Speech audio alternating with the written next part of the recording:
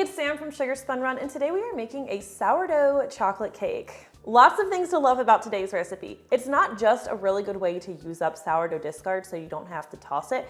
It also makes for just an all-around incredible chocolate cake. I mean a decadent chocolate cake with that fudgy, stick to your fork crumb that just melts in your mouth, a luxurious, silky chocolate frosting, and believe it or not, it's not too sweet. All right, let's jump right into it. You want your oven preheating to 350 degrees Fahrenheit, 175 Celsius, and grab yourself a large mixing bowl. For the cake portion of this recipe, you just need one single bowl. You could absolutely do this in your stand mixer with a paddle attachment, but honestly, I usually just make it completely by hand because there's no creaming of butter and sugar required, so no mixer at all for me today.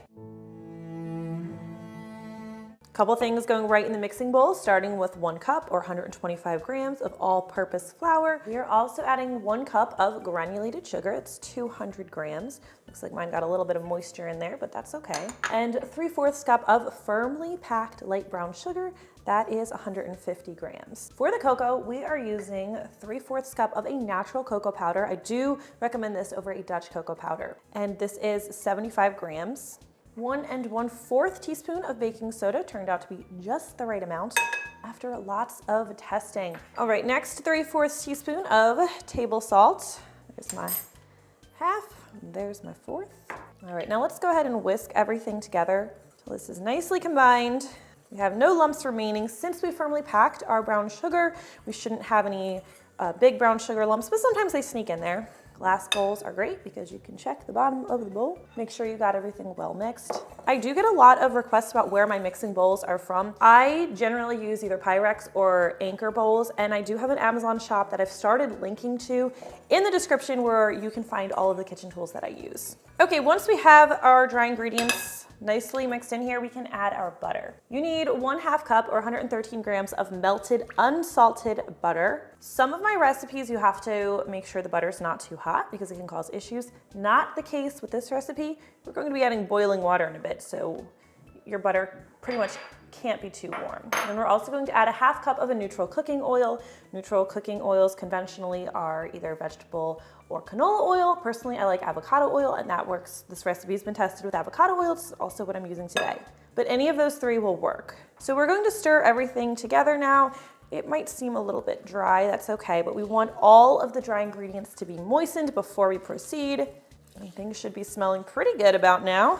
Okay, time to start adding some wet ingredients, starting with 2/3 cup of buttermilk. I do want to say it's best if all of your ingredients are room temperature before you start. Anything that's too cold can kind of shock the batter and make it difficult to combine. So my buttermilk has a slight chill to it, but I'm okay with that because my eggs are completely at room temperature and so is my discard. So I'm going to add my buttermilk. Just give us a little bit of a stir, but I don't need to really mix it in yet. I have more things to add. Okay, sourdough discard. This is 2/3 cup or 145 grams of sourdough discard. This discard is a day old. The older your sourdough discard gets, the more compact it seems to get. So if you're measuring with cups, you could end up using more discard than the recipe actually calls for, especially if yours is a little old. The best thing you can do is measure it by weight. It's 145 grams. If you're measuring it by weight, you can use active sourdough starter or you can use sourdough discard that's a little bit older, but do keep in mind older sourdough discard has a stronger, more sour flavor, and that will show up in your cake. So I hope that makes sense. Leave me a comment if you have any questions about it. Sourdough can be, there's so many things to consider, but this is 2/3 cup or more importantly, 145 grams. Again, I'm just giving it a gentle stir just because sometimes I do a lot of talking between adding ingredients and I don't want things to start to solidify in here. Next is our eggs. 2 large eggs for this recipe. Let me get this out of the way. We'll crack them in this bowl and get rid of these shells. Let's bring back our other ingredients. I'm going to lightly beat these eggs real quickly before I add them. It's just going to help me incorporate them better. My chickens have really picked up with their laying. After making me buy eggs several times through the winter, I'm now getting 30 a day. Okay, next, vanilla extract. 2 teaspoons of vanilla in this recipe. Vanilla and chocolate play very well together. I've had some people tell me, oh, I don't add vanilla because I want the chocolate flavor to shine, or you don't need vanilla in a chocolate cake recipe. You do. Vanilla does make a difference. It's going to enhance the chocolate flavor, so don't listen to anyone who tells you otherwise. Okay, That's not all of our wet ingredients, but we are going to stop here. And now we will combine everything until it's nice and uniform. Not the prettiest right now, don't worry. It'll be beautiful, I promise. You could use your whisk here too, that would be fine. My whisk is just a little bit on the smaller side, so I'm opting for my spatula. I'll probably switch to the whisk in a moment when we add our water. Okay, once this is nice and velvety beautiful, we'll add our last ingredient. You need a half cup of very hot, like boiling hot, water or coffee. Difference in water and coffee depends on your preference. Adding coffee enhances the chocolate flavor, adds a nice subtle touch of bitterness. It's really your choice. Use whichever you have on hand or whichever you prefer. I'm just using hot water today. Grab my hot water, reusing my measuring cup from earlier because I'm going to save a dish. It's okay if it has a little oil in it. Always get down to measure it. But I don't know if it picks up for you on camera or not that the water is steaming. It should be steaming hot. That is going to help us bloom the cocoa powder and just really enhance the flavor of the cake. It's one thing that really enhances a chocolate cake. I think I said enhance a bunch of times, but I cannot stress to you enough what a difference maker it is. But don't use hot chocolate, which has added sugar to it and could totally mess things up and give you a cake that's not right. Like I said, switch to my whisk because things were a little thinner now, and I'm just whisking until we have a smooth batter. That looks like a smooth batter to me. It smells so good. Quick note on the pans. We are using 8-inch cake pans for a 2-layer cake. If you want to bake it as a sheet cake, I will leave instructions in the description, the printable recipe, how to do that. No problem. It's delicious that way too. But I really want to talk to you about prepping your pans. You want to lightly grease and flour the whole pan, especially the sides, then tap out the extra flour, and then line the bottom with a round of parchment paper. This is a lifesaver. If you skip this, your cake could stick to the pan, and it's a tragedy. It breaks my heart. Just put the parchment paper in the bottom. You can buy rounds that are already cut to this size, or you can just cut your own. We will divide this batter evenly into our pan. And if you measured everything, it should come out to be about 640 grams per cake layer. I'm actually going to measure it. If you didn't measure with grams, or if your eggs are a little larger or smaller, you could have a little variation, but I do like to measure it because it's going to give me layers that bake pretty evenly. And make sure you tell me if you like seeing sourdough recipes on this channel, because I never know. Not everyone has a starter. Of course, I do have a full tutorial on my website on how to make a sourdough starter. If you don't have one, you should. If you watch this whole video and you want to make it without starter, check out my regular chocolate cake instead, which is amazing. And we're scraping every last bit of this bowl because we don't waste butter and we don't waste batter.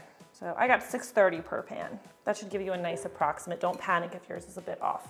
All right, these are off to the center rack of our 350 Fahrenheit preheated oven. They're going to need to bake for about, it can range from 30 to 35 minutes depending on your oven and your pan, so I would check it at 30 minutes. You'll know the cakes are done when a toothpick inserted in the center comes out clean, or even better with a few fudgy crumbs, but there definitely shouldn't be any wet batter on the toothpick. After the cakes have baked, you're going to want to give them 10 minutes to cool in the pan. After that, take a knife and just run it around the edge of the cake to loosen it. It shouldn't have stuck, but you still want to run the knife around. And then we're going to invert it onto a cooling rack. Flip it over like that. I'll do the other one on a separate rack. And then look how cleanly it comes out. Just remove that parchment paper liner. These cakes are going to need to cool completely before you can frost them. Otherwise the frosting will melt, it'll be messy. You don't want to go there. So we're going to let these cool. While I'm letting them cool though, I will go ahead and start making the frosting. This is a chocolate frosting that's different from most of the ones over on my blog. Of course, you could use any of those, and I'll leave some suggestions in the description of some I would use if you didn't go with this one. This is my favorite though. It is a silky, luscious chocolate frosting that's not too sweet. So grab yourself 2 sticks or 1 cup of softened butter. I'm using salted. I've been doing this with my buttercream or frosting recipes recently. If you don't have salted, you are just going to add 1/4 teaspoon of salt to the recipe. These are nice and soft. Drop them in my mixing bowl. And we're just going to beat the butter until it's smooth and creamy before we start adding our other ingredients. And now we can start gradually adding in our powdered sugar. So this is 3 cups or 375 grams. Your standard buttercream uses at least 4 cups typically. So it is less sweet, plus the cocoa powder keeps it from being too sweet as well. All right, let's add our last bit of sugar, and then we'll do our cocoa powder. All right, for our cocoa powder, we are using 2/3 cup or 67 grams. Again, natural cocoa powder works best with this recipe. I'm gonna try to add it all at once. We'll see how that goes. Nice and slow. Wouldn't do this if I was using my high-powered mixer. All right, this is still a bit dry. I haven't scraped the sides and bottom of the bowl yet. That's fine because I'm going to add my sour cream. This is 3 tablespoons or 45 grams of a full-fat sour cream. The sour cream does add a nice little depth of flavor, helps with keeping the frosting from being too sweet. Not quite as intense as cream cheese, and we're not really using that much, but it does add a little something. So I really love it. And we'll do 1.5 teaspoons of vanilla extract. We also have some heavy cream we're going to add, but I want to get these incorporated first. Let's get this mixed in. Okay, finally, to make the frosting really smooth and creamy, I love the texture of this, we're going to add some heavy cream. This is 4 tablespoons. I'm just going to drizzle it in while I'm stirring, bit at a time, while trying to hold my bowl still. And we'll just do the rest. Love this frosting. And this cake actually refrigerates really well. You guys know the fridge can dry out cakes.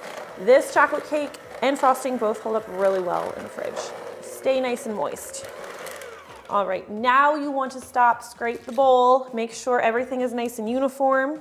Look at that, there was a little bit of butter hiding on the side. You would have missed that if we hadn't scraped the bowl. And this actually looks great. We don't really even need to mix anymore.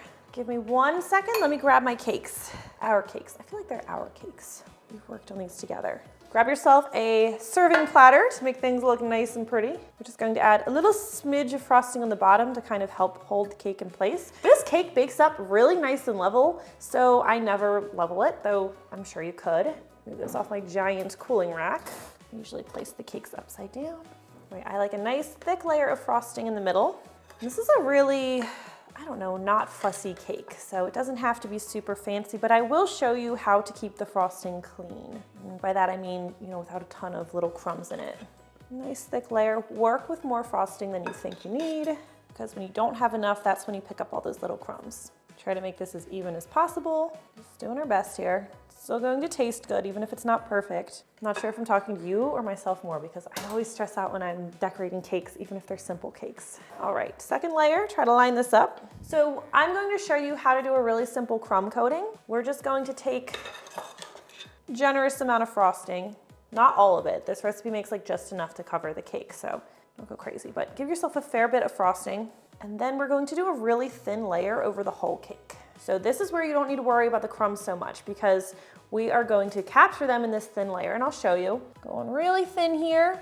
And if there are crumbs on your spatula, don't put it back in the bowl. Clean the crumbs off first. I told you to work with a lot when you don't want the crumbs for the crumb coating. Work with a little bit because we're being intentional here. I hope I'm making sense.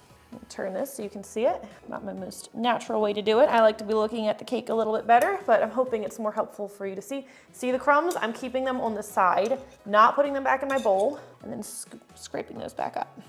Turning it again. I want you to see what I'm doing. What I'm doing is just making a very thin layer.